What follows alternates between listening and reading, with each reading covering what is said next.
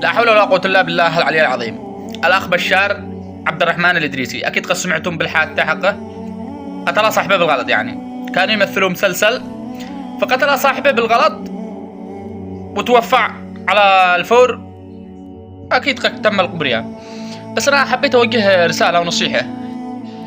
أنت كشخص يعني لا تعطيش ابنك السلاح يا أخي، لا تعطيش ابنك السلاح.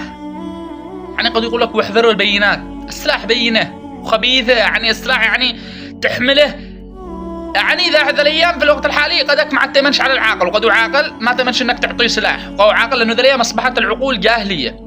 وثاني شيء، انت لما تمثل مسلسل، اكيد انا داري يا اخي كل الناس يمثلوا ويشتهروا عادي، بس انت هذول الحاجات المسلسلات الذي فيها يعني يقلدوا رماية نفس الافلام الكبار ولا ذاك، هذا واشت لهم واحد خبرة ومحترفين في هذا الحاجة والفوتوشوب، وبعدها ما بش واحد يجي يمثل بسلاح برصاص حقيقي، كله فيشنج.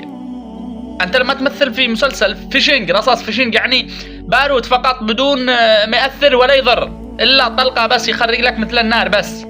كذا التمثيل المسلسلات واشت لهم واحد خبرة ومحترفين. انت يا اخي مثل مسلسل عادي، بس ما بش داعي انك تمثل بالسلاح.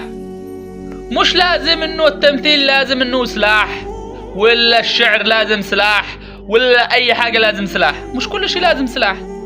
فهذه رسالة انا اوجهها لبعض الاباء، انتبهوا على اطفالكم وعلى عيالكم. والله العظيم من ذا ايام القتل بالغلط ازيد ما يحصل في الوقت الحاضر. فهذه رسالة حبيت ما اوجهها لبعض الاباء وللكل يعني طبعا. وكما يقول لك الموت هو اسرع من كل شيء، والدنيا حق الله وقدر الله ما شاء فعل. ودعوتكم للاخ بشار عبد الرحمن الإدريسي بالرحمة، ورحمة الله تغشاه، وإنا لله وإنا إليه راجعون. تحياتي.